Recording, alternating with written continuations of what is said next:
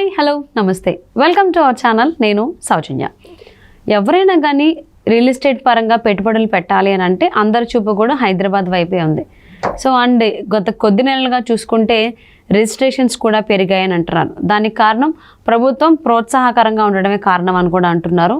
మరి అంశానికి సంబంధించి మరిన్ని విషయాలు మనతో పంచుకోవడానికి ఈరోజు మనతో పాటు ఉన్నారు realtor oxygen founder and CEO Nandi Rameshwar Rao గారు ఉన్నారు. వారితో మాట్లాడదాం. నమస్తే అండి. నమస్తే. అంటే పెట్టుబడిదారులు ఎవరైతే ఉన్నారో వాళ్ళందరూ కూడా రియల్ ఎస్టేట్ పరంగా చూసుకున్నట్లయితే హైదరాబాద్ వైపే చూస్తున్నారు అంటున్నారు. సో ధరలు కూడా పైకి వెళ్తున్నాయని అంటున్నారు. అండ్ రిజిస్ట్రేషన్స్ కొద్ది కాలంగా చూసుకున్నట్లయితే చాలా పెరిగాయి. దానికి ప్రభుత్వం ప్రోత్సాహకరంగా ఉండడం ఒక కారణం అంటున్నారు. దీని గురించి మీరేమంటారు? Definitely correct Soujanya. ఎందుకంటే irrespective of government real estate has been on the fast track. నేను లాస్ట్ వీడియోలో ఎప్పుడో చెప్పాను, కార్లో టాప్ గేర్ అంటాం, 5th గేర్. స్పీడ్ వెళ్ళాలంటే ఏ గేర్లో ఉండాలి? 5th గేర్లో ఉండాలి. సో మనం ఆ గేర్లో ఉన్నాం. వీలైతే ఇంకా 6వ గేర్ 7వ గేర్ కనిపెడితే అందులో కూడా వెళ్ళిపోతాం. రియల్ ఎస్టేట్ మంచి దూకుడు గత 10 సంవత్సరాలుగా దూకుడు కొనసాగిస్తున్నది. ఆ విషయంలో కేసీఆర్ గారిని అప్రిషియేట్ చేయాలి. అందుకనే సిటీలో బాగా ఓట్లు పడ్డాయి ఆయనకి. అయితే ఇప్పుడు వచ్చిన రేవంత్ రెడ్డి సర్కార్ మాత్రం ఇంకా దాన్ని డబుల్ స్పీడ్ వెళ్ళాలి. డబుల్ ఇంజిన్ సర్కార్ ఏదైనా మోడీ గారు అంటారు. అట్లా డబుల్ స్పీడ్ వెళ్ళాలి, రికార్డ్ బ్రేక్ చేయాలనే ఉత్సాహం కనిపిస్తుంది. ఎందుకంటే ఆయన రియల్ ఎస్టేట్ నుంచే వచ్చారు కాబట్టి. బికాజ్ ఆయనకి రియల్ ఎస్టేట్ కొత్త కాదు, ఈజ్ అన్ ఎక్స్పీరియన్స్. క్రికెట్ మ్యాచ్లో మీరు మ్యాచ్లు చూస్తే ఇన్ఫార్మ్డ్ బ్యాట్స్మెన్ అంటారు. అంటే ఈజ్ వెల్ టెక్నిక్స్ అని వాడికి తెలుసు. ఈజ్ ప్లేన్, ఎప్పుడు 6 కొట్టాలి, ఎప్పుడు డిఫెన్స్ ఆడాలి, ఎప్పుడు 1 కొట్టాలి. ఇప్పుడు మొన్న SRH అనే మ్యాచ్ చూస్తే సన్ రైజర్స్ హైదరాబాద్ మ్యాచ్, అసలు మన వాళ్ళు ఓపెనర్ దిగితే మిగతా టీంలోనే అలర్జీ. కొట్టుడు మామూలుగా కొట్టుడు, ఓన్లీ 6లు 4లు 1లు 2లు ఎత్తేసారు. చాలా రికార్డులు బ్రేక్ చేశారు. Highest score in the history of IPLలో 287. ఫస్ట్ 1 సెకండ్ మనమే, ఫస్ట్ టాప్ 3 ర్యాంక్ మనది ఉంది. రియల్ ఎస్టేట్ కూడా ప్రాబ్లీ అదే దూకుడుగా వెళ్ళే సూచనలు కనిపిస్తాయి. ఎందుకంటే రేవంత్ రెడ్డి గారు సీఎం అయిన మరుక్షణం మీకు స్టేట్మెంట్ వస్తూనే ఉన్నాయి. ఎవ్రీ వీక్ ఒక కొత్త స్టేట్మెంట్ ఇస్తాడు. మీరు చూడండి, గత 4 నెలలు 5 నెలలుగా చూసుకుంటే ఫస్ట్ ఏమన్నారు, ఫార్మాసిటీ మీద పడ్డారు. ఫార్మాసిటీ రద్దు, తర్వాత షిఫ్టింగ్, తర్వాత ఫార్మా క్లస్టరు, తర్వాత ఫార్మా విలేజెస్. అంటే ఎవ్రీ వీక్ రియల్ ఎస్టేట్ ఒక అలర్జెడ్ క్రియేట్ అవుతుంది. అంటే రేపు ఏమొస్తుందో, నెక్స్ట్ సంచలన వార్త ఏమొస్తుందో. అలాగే మెట్రో పాయింట్స్ మార్చారు, RRR పాయింట్స్ మార్చారు. సెంట్రల్ గవర్నమెంట్కి వెళ్ళి 10,000 కోట్ల అంటే అలాట్ చేయించుకున్నారు. నేషనల్ హైవే స్టేటస్, ఇవన్నీ కూడా రియల్ ఎస్టేట్ సంబంధమే.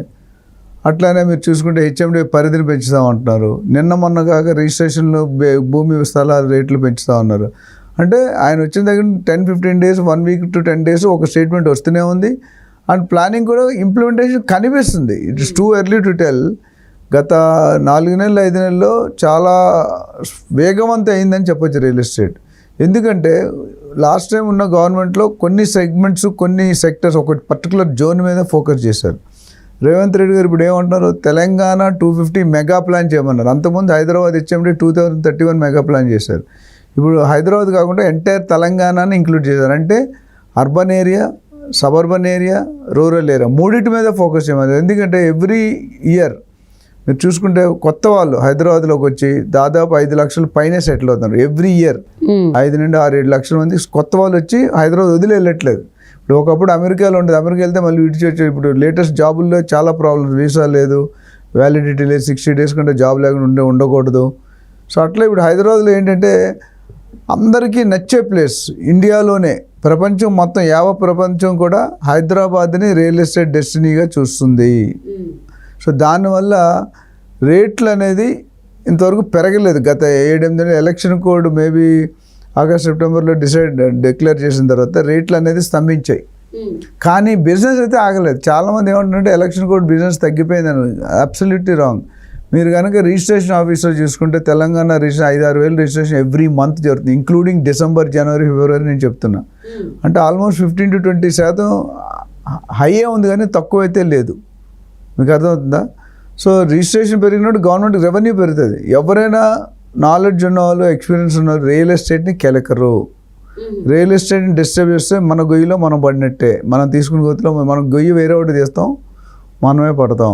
ఎందుకంటే రియల్ ఎస్టేట్ అంత పట్టని ఇప్పుడు అగ్రికల్చర్, ఫార్మా రంగం, సాఫ్ట్వేర్ రంగం ఇవన్నీ చూసుకుంటే కొద్దిగా ఒడిదొడికలు ఎక్కువ అవుతున్నాయి. కరోనా అప్పుడు ఫార్మా బాగా పెరిగిపోయింది. ఒక పేషెంట్ లోనికి వెళ్తే 10 లక్షలు 15 లక్షలు కార్పొరేట్ హాస్పిటల్ ఛార్జ్ చేస్తారు. అవును. సో పీపుల్ బ్యాంక్రప్ట్ అయిపోయారు. అంటే ప్రాణం కోసం ఏం చేయాలి, అవసరమైనా లేపైనా రాసేస్తారు. ఇప్పుడు రియల్ ఎస్టేట్లో ఏమైందంటే స్టెబిలిటీ అయింది అండ్ ఒక consistent growth year after year. 5 సంవత్సరాలు ఇప్పుడు ఏపీలో మనం 5 సంవత్సరాలు డబుల్ అవుతుందని చెప్పే స్టేజ్లో లేము. బట్ తెలంగాణలో 5 నుండి 6 సంవత్సరాలు మీరు పెట్టిన పెట్టుబడి ₹1,00,00,000 పెడితే 2 కోట్లు, 10 ఇయర్స్లో 5 కోట్లు అవుతుంది. ఇది గ్యారంటీగా గత 10 సంవత్సరాలుగా జరుగుతుంది. ఇప్పుడు గత 5 నెలల్లో కూడా చాలా వేగవంతమైంది. ఇప్పుడు ఒకసారి ఎలక్షన్ డిక్లేర్ అయిందని ఇంకా స్పీడ్గా అవుతుంది. ఎందుకంటే there are hundreds of new builders going to enter the field apart from the existing. ఇప్పటికే వేలల్లో బిల్డర్స్ ఉన్నారు, లక్షల్లో ఏజెంట్స్ ఉన్నారు. ఇప్పుడు రియల్ ఎస్టేట్ మీద నాకు తెలిసి 30-40% of the Telangana state is surviving on real estate. The future of real estate అని నేను ఒక టాపిక్ మాట్లాడాను. అందులో by 2030 $1 trillion, by 2040 $10 trillion business, 75 million jobs are going to emerge in real estate overall. Real estate అంటే ప్లాట్లు ఒకటే కదండి, చాలా 10-15 రంగాలు. ఇప్పుడు డాక్టర్ ఫీల్డ్లో, మెడికల్ ఫీల్డ్లో ఎట్లా ఉన్నాయి, మీడియాలో ఎట్లా ఉంది, అలా డిఫరెంట్ రంగాలు ఉన్నాయి. సో అవన్నీ కలిపితే 75 million jobs అని చెప్తున్నారు. అది కనుక జరిగితే అది జరుగుతుంది. అది క్యాటర్ చేయడానికి మన దగ్గర ప్రొఫెషనల్ ఏజెంట్స్ లేరు. ఇప్పుడు మారడం గత 5-10 సంవత్సరాలు చాలా చేంజ్ వచ్చింది. రియల్ ఎస్టేట్ ఏజెంట్ తాలూకా బిహేవియర్ కానీ, బాడీ లాంగ్వేజ్లో కానీ, ఆర్గనైజ్ అంటే అన్ఆర్గనైజ్. ఇప్పుడు కూడా మనం ఎప్పుడు కూడా 90-95% అన్ఆర్గనైజ్ సెక్టరే చూస్తున్నాం రియల్ ఎస్టేట్లో. రాను ఇది ఆర్గనైజ్ అవ్వబోతుంది. ఎందుకంటే రియల్ ఎస్టేట్లో ఉన్న డబ్బులు నెలకి 2 ప్లాట్లు వేసుకుంటే 4-5 లక్షలు. ఏ గవర్నమెంట్ జాబ్లో వస్తుంది చెప్పండి? ఏ ప్రైవేట్ జాబ్లో ఒక సీఈఓకి 3-4 లక్షలు అంటే చాలా కష్టం. అలాంటిది 2 ప్లాట్లు. ఇప్పుడు అమ్మాయిలు, లేడీస్, ఉమెన్స్, హౌస్ వైఫ్స్, విఆర్ఎస్, రిటైర్డ్, వీళ్ళందరూ కూడా they are able to earn between 2-5 lakhs per month. So which is a great potential. So దాన్ని బట్టి మనం తెలంగాణలో రియల్ ఎస్టేట్ని ఎవరు ఆపలేరు అనేది క్లారిటీ.